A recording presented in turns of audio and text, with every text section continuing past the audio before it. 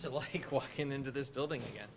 It's exciting. I have a lot of great friends here, and the city really embraced me during my time here, and a lot of great memories and things I'll cherish my whole life. And obviously a big game tonight for the fellas, so it's an exciting day for us, and get to go out and play a really top-tiered team, and nice to be back.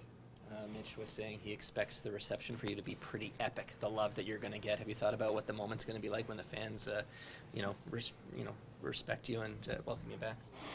Yeah, I mean, definitely appreciate all the love they've given me, my career here, and can't really imagine what it's going to be like, to be honest, until the moment happens. And I love all the fans here, I love my teammates, and the city. Was it tough not playing? I mean, was this a game that you were getting up for? Absolutely. Obviously you guys know I hold myself to a pretty high standard, and just hasn't gone that way yet this year, but I'm working hard, and I know I'll get there. I trust that you'll get there too, but why do you think you haven't gotten there? Why do you think it's been lacking in your game this year? It's kind of the same story as the last few years when I've had a little dip. It's just being a little too hard on myself, and just being able to let that go and just be free out there. This is a place where you had a lot of highs. Like, does it bring back some good memories, give you some good kind of vibes as you try and get back on track here? Absolutely, Mark. It was so many special moments, and even going out today, remembering a lot of the little things that meant the world to me. And now my focus is trying to make some great memories with the Oilers. On another note, you guys have had Matthias Ekholm for a few games. How does he make your blue line better? Yeah, Eki's looking amazing back there, and he kind of is the full package. He does it all, and last game Orlov tried to go backdoor on a slap pass, and it was a little thing, but he made the play look easy, and not an easy play by any means. So things like that really make a difference, and we love having them in the room. Do you find this year with the schedule, like with the bye week, being that when the season's on, it's a lot more condensed of a schedule? Yeah, I mean, I think it's been fun, just kind of rolling, having a game every other day or whatnot. And I think the guys really gelling, and, it's the best time of the year and super competitive, so we're just trying to keep it going. For a goaltender, you and Stewart are a tandem, and there's actually a lot more of those kind of tandems now in terms of workload and stuff. What's it like as a goalie to have that tandem and kind of work off one another? Well, I think number one, it's great for the team, who's ever in there. You go in and try to get the 2 points for the team, and being confident in both guys. And obviously I haven't performed to the level I know I'm capable of, but Stu's done a great job of going in and holding it down, and I know I'll get my game going. Did you go out with any of your ex-Leaf friends? You know what, we talk and everything, but the season, like you said, it's busy, and I didn't want to bug anybody. I know everybody has their home life and family, and when in the summer I'll definitely be seeing them. When you've done both ends of the spectrum, you've been a goalie in Dallas and LA, and you've been a goalie of the Toronto Maple Leafs and in Edmonton, which is a high pressure position.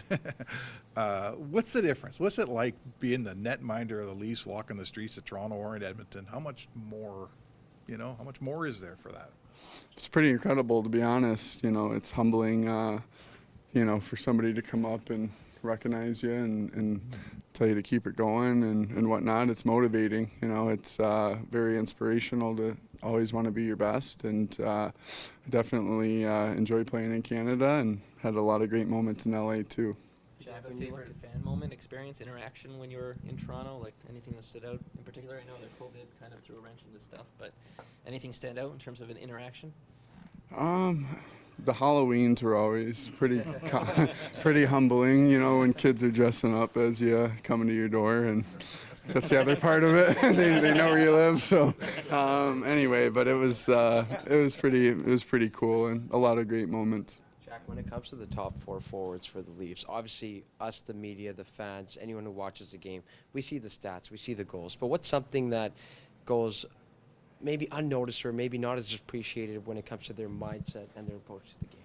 Sorry, you're talking about the Leafs? Like Matthews, Marner, Tavares. And I think one thing, we have that here too, but it's just the unselfishness, Austin, Mitch, John, Willie, pretty elite forwards, and they want nothing more than to see their teammates have success, and that's everybody down the lineup. If you're coming up from the Marlies, they're doing everything they can to welcome you, so everybody performs better. If Stuart comes to you and goes, what can you tell me about the Austin shot? Do you have any insight?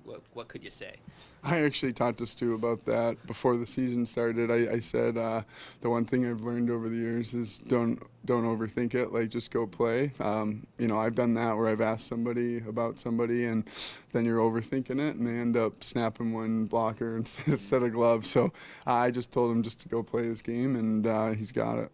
What stands out to you about the season Connor McDavid is having? Pretty, I don't know if I have words in my vocabulary that big. It's pretty, it's huge for a group, and not just the points, but the what he means in the locker room, his drive to win, and certainly you never want to have an off season, like I'm having, but seeing a guy that wants to win that bad, you want to get out of it and keep working for him. So. Definitely drives the bus and sets the charge, and just incredible human being too. I remember. Do you have a dog in Toronto? And if so, did you bring it out west? I do have a dog. Yeah, I got it in Toronto, just outside Hamilton, and he's in Edmonton now. Okay. What breed and what's his name? It's a golden retriever and Bernese Mountain Dog mix. His name's Huey. He's a joy. How's that going? I know you were nervous about that, right? That's a lot of responsibility. Yeah, I mean, having a mingle with the cats. I didn't even think about that. Wasn't sure how that would go, and it's been a blessing. Thanks, guys.